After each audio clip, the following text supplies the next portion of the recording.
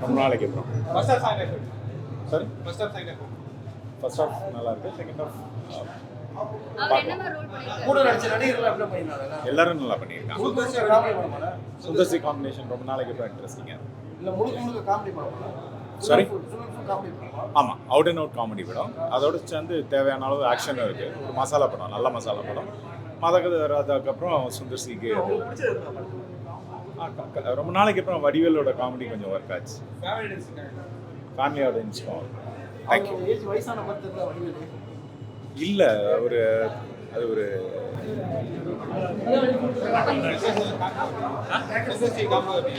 நல்லா இருக்கு. அது நம்ம எதிர்பார்த்ததை காட்டிலும் ஒரு படி நல்லாவே இருக்கு. ஃபர்ஸ்ட் ஹாஃப் கொஞ்சம் ஸ்லோவாக எனக்கு வழக்கமாக இருந்த மாதிரி இருந்தது.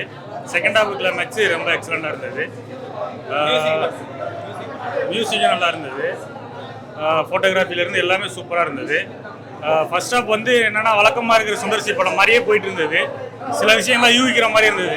ஆனால் கிளைமேக்ஸ் கிட்ட எல்லாத்தையுமே பிளாக் பஸ்டர் பண்ணிட்டாங்க. இன்னொரு வாட்டி கூட இந்த படம் பார்க்கலாம், தப்பு இல்லை.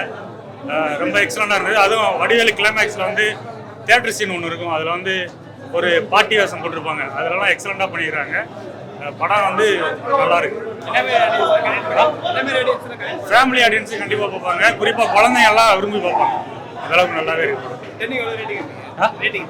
10க்கு ஒரு 7 வைப்பேன் நான். வடிவேலுக்கு ஒரு கம்பேக் இருக்குமாங்கிற மாதிரி ஒரு பெரிய கேள்வி இருந்துச்சு.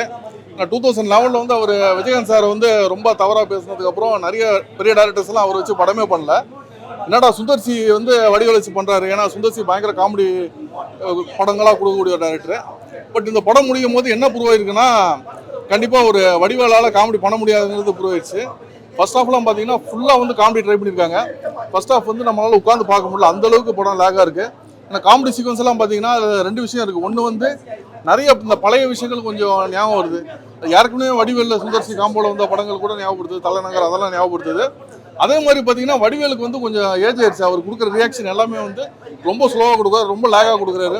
முன்னாடி டக்குன்னு அப்படி திரும்புறது இப்போ திரும்புறது கொஞ்சம் ஸ்லோவாக பண்ணுறாரு.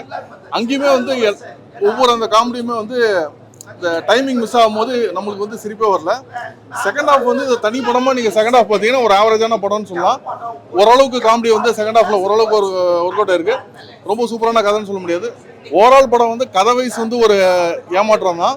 ஃபர்ஸ்ட் ஹாஃப் படம் சுத்தமாக வர முடியாது. செகண்ட் ஹாஃப் ஒரு ஆவரேஜான ஒரு படம் மாதிரி ஒரு ஃபீல் கொடுக்கும்.